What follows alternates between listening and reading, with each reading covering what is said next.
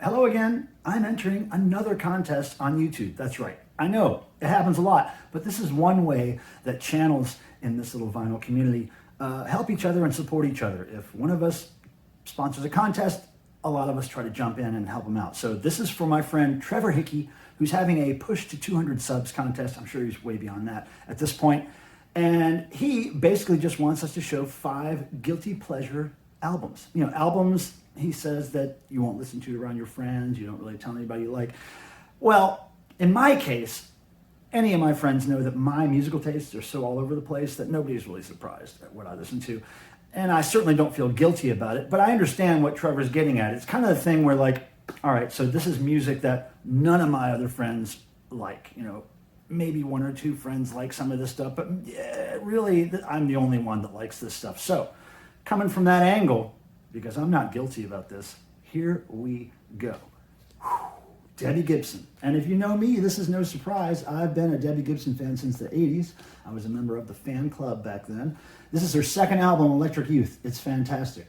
I love it. And see, it says here, play it, say it. That's what I do when I play it. I say it. I sing along to Who Loves You Baby, Electric Youth, No More Rhyme, Over the Wall, We Could Be Together. Oh, there's so many tracks on here that are great. Now, Debbie Gibson had perfect pitch. I believe she wrote all of her own material. For the most part, I believe, but she was a creative force. She still is. She's great. I still collect Debbie Gibson. Now, the way this whole started with the Debbie Gibson fandom and me is, as a joke, back in the 80s, I bought Electric Youth on cassette. I'm sorry, not Electric Youth, her first album, Out of the Blue. Bought it on cassette because it was cheap somewhere. I played it in my car, and I would play it when my punk rock friends got in the car just to disturb them, and I ended up really liking it. And then I joined the fan club, and the rest is history. So there we go. Electric Youth, Debbie Gibson. I believe this came out in 1989. Yep, that's it, 1989. I tried to see her on this tour, but she canceled. And I didn't know until I got to the venue, and I was devastated. I drove like 3 hours to see her. I didn't get to see her. Broke my heart. But there we go. Debbie Gibson. I love it. I love it. I love it. Oh, and look, I'm so much of a fan of that album.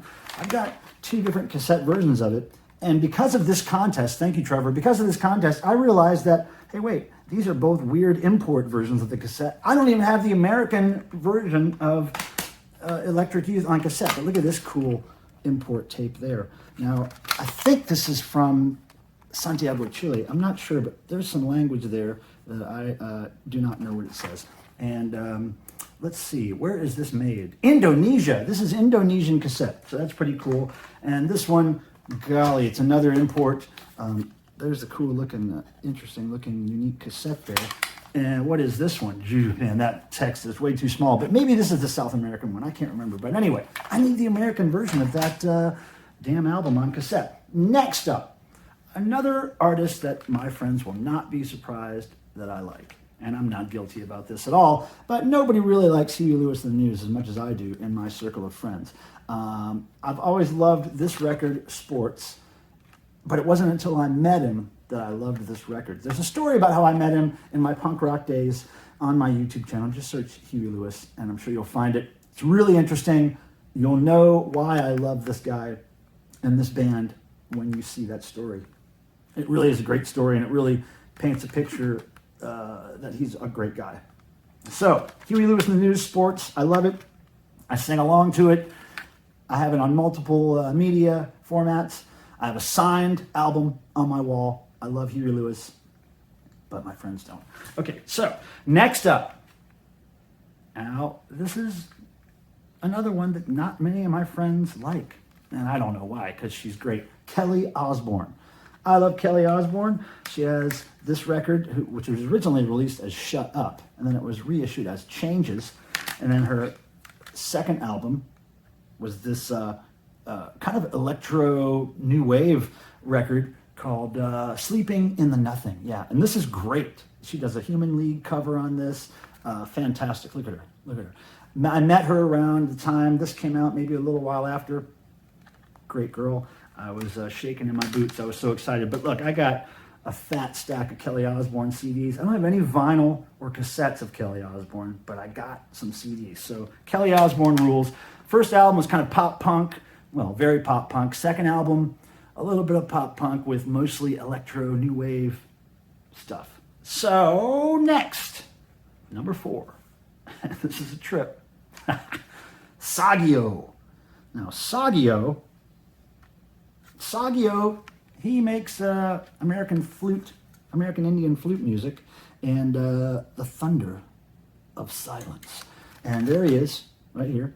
I love this stuff. It's kind of like, it's got this like almost industrial hum, this like one note that plays in the background. And then there's these Indian flute things over it. And here he is, and look at what it says here. It says, can you read that? I play these flutes. Oh, is it focused? I'll read it to you. It says, I play these flutes without knowing how. It is because I am what I play. That's how I feel about the music I've played in my past.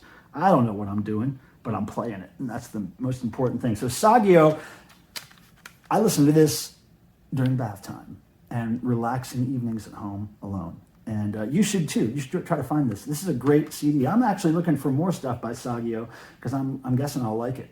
And I've tried other Indian flute artists, but Sagio is my dude, all right? And last but not least, all right, come on, Rick Astley. I love that song. I love being Rickrolled. Never gonna never gonna never gonna Love it. It's a great track. And I actually saw a video of him on YouTube, I believe, covering an AC/DC song during a concert of his, and he really did an awesome job of it. You could tell he was a fan of the song. So Rick Astley, that's my last guilty pleasure for Trevor. Trevor, good luck with the contest. Everybody else, go over there and sub him up, check him out. He likes a lot of stuff, man. Rock and roll. He likes rock and roll. And he likes other stuff. He's into soundtracks. He's in a band. He's a rocker, man. Go check him out. Thank you all for your subscriptions to my channel. Thank you for the likes on my videos. May the rock and roll gods, those things that have led me down this path all my life, may they bless you as they've blessed me. And again, Trevor, salute. See you around.